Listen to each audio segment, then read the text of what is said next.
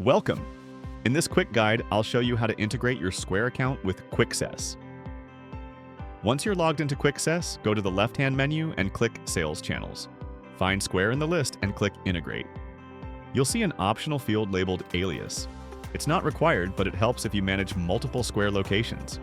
Use something clear like Square Main Store or Square Online Only so you can easily recognize this connection later.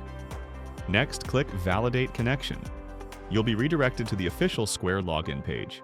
Sign in, choose the business or location you want to connect, and review the permissions Quixess needs.